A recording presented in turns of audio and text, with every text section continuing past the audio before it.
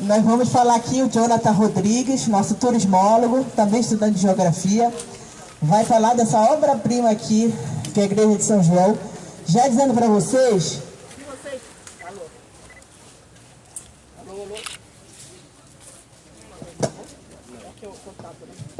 Alô, alô? Se vocês vierem durante a semana, é possível vocês pela manhã encontrarem ela aberta para entrar, tá? Sábado e domingo é muito difícil, mas durante a semana a gente já fez alguns roteiros, ela está aberta e é magnífica. Quem já entrou aí, levanta a mão. Eu. Ó, poucas pessoas. Venha durante a semana aí, durante o dia, que ela sempre fica aberta de manhã, tá bom? Mas aí o Jonathan vai falar da importância dela agora. Jonathan, daqui a gente vai ali para o Palácio dos Governadores, o branco.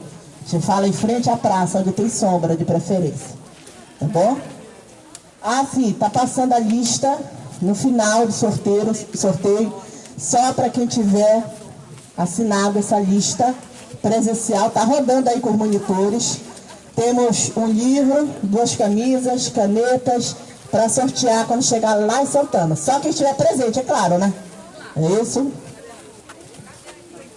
Esse roteiro aqui ele é bem grande, eu gosto dele, né? E ele é bem interessante. Bom, então agora nós temos que fazer um exercício, primeiramente. Olhem para essa igreja e vejam o que ela tem de diferente das outras igrejas. O que é? Ela não tem torre. Então, quer dizer que, Jonathan, e aí, me explica então por que ela não tem essa torre. Olhem para cá agora para mim, né? Então, o que a gente vai explicar primeiramente? Que o Antônio Landi, então ele faz esse passeio entre o português e o italiano, né? Então essa igreja, ela tem esse estilo italiano, né? Então, por isso que ela não tem essa questão das torres, primeiramente, né? Então, aí você vai me perguntar novamente, Jonathan, mas eu estou vendo ali do lado o sininho que está tocando ali, olha, ali do ladinho, né? Esse daí já faz parte da reforma da igreja, né? Isso aí foi colocado. Por que foi colocado, Jonathan? Prestem atenção, em um certo período, né, não existia, nem todo mundo tinha relógio, né? Então, como era que se marcavam as horas? Através do sino das igrejas. Então, esses sinos também, ele não tinha só o papel de avisar as horas, eles tinham um outro papel. Quando vocês forem no roteiro de São José, e a gente estiver ali na frente do Corpo de Bombeiros, né, vai se contar também o fato de que esses sinos, eles também avisavam quanto à questão dos incêndios que ocorriam dentro da cidade. Então, por exemplo, ocorria um incêndio na cidade, era próximo à igreja de São João. Então, badalava-se o sino da igreja de São João para que soubesse que era próximo dessa igreja, né?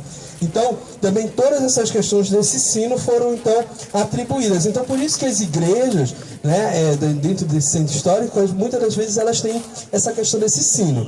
Então, a gente sempre tem que pensar nisso. Segundamente, a gente tem que pensar no espaço que a gente está. Isso aqui é uma praça, né? Aí você vai dizer, Jonathan, mas eu estou vendo só asfalto. Isso aqui é uma praça, é a Praça do Líbano, né? Só que essa praça, ela foi desfeita, né? Em detrimento a todo esse processo que tem aqui dentro do centro histórico, essas outras questões, né, que não vale agora no momento dizer. Porém, voltando para a questão do Landi, essa igreja, vocês podem ver que ela tem esse formato, né, retangular, esse formato quadrado, porém dentro da igreja ela é octagonal, ela é uma igreja, né, octagonal. Você entra, você consegue ver toda a igreja, né? E aí, então, dentro da igreja também existe uma pintura chamada pintura de quadratura. Tá? Então essa pintura de quadratura, a gente costuma dizer vulgarmente que ela é como se fosse uma pintura em formato 3D, onde você consegue, né, ter essa dimensão dessa pintura com todo esse estilo, né? E voltado também para as questões da Amazônia. Olha o vitral, esse vitral ele vai dar justamente detalhes de dentro da igreja, por exemplo. O vitral ele está certinho no local onde destaca mais a pintura, onde faz todas essas questões dessa pintura. Por quê?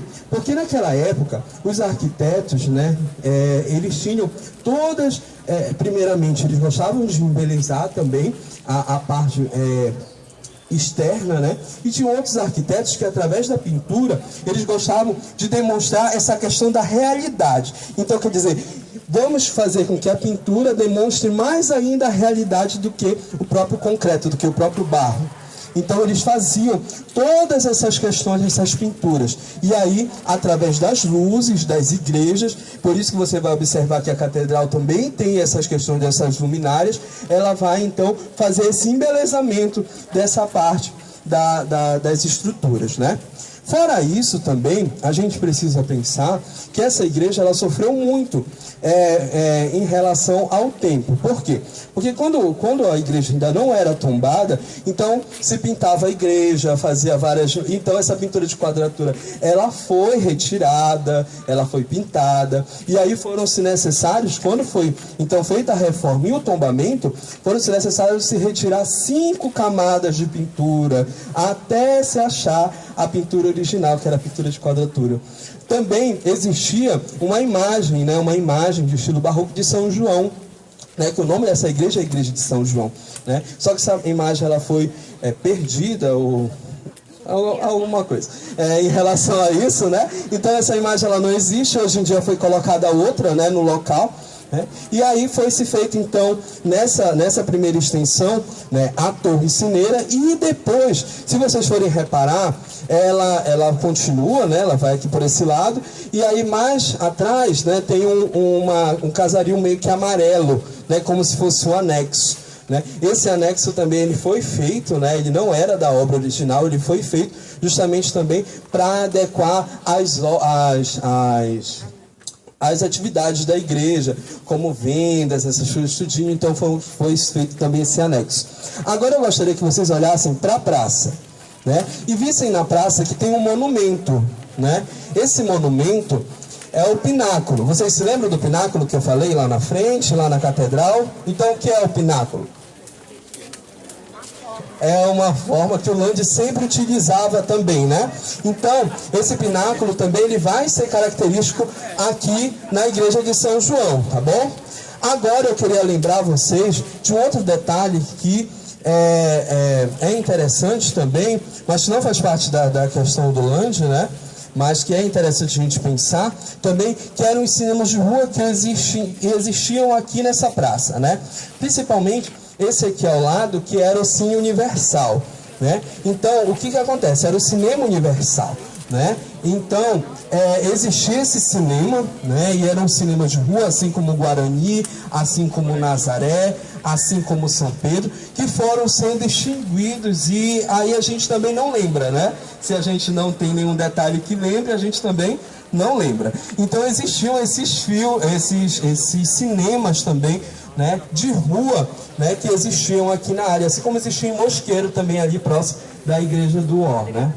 Pedreira, né, e outros detalhes também. Mas voltando ao Lande, são essas principais partes também que a gente tem que enfatizar.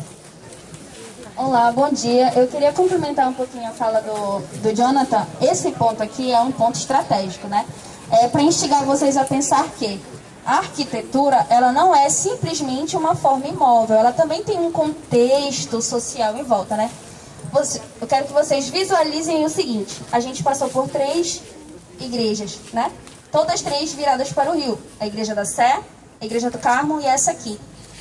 Essa configuração espacial, falando um pouquinho mais voltado para a geografia, ela tem um sinal.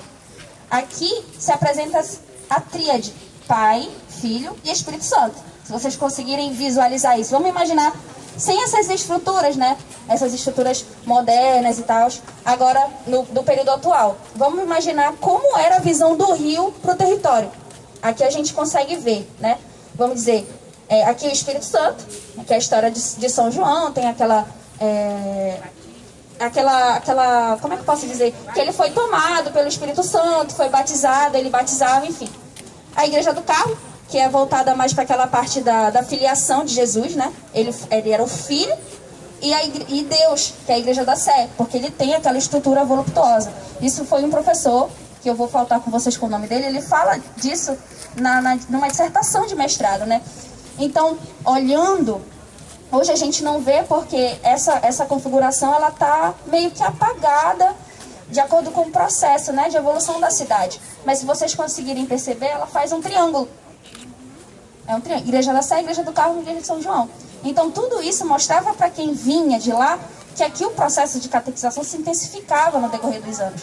Então, não só falar do arquiteto é base para a formação da cidade. É importante, e é também importante compreender que todos os seus projetos, eles foram voltados para um objetivo maior, né? Que era justamente essa construção e observação de quem vinha, né?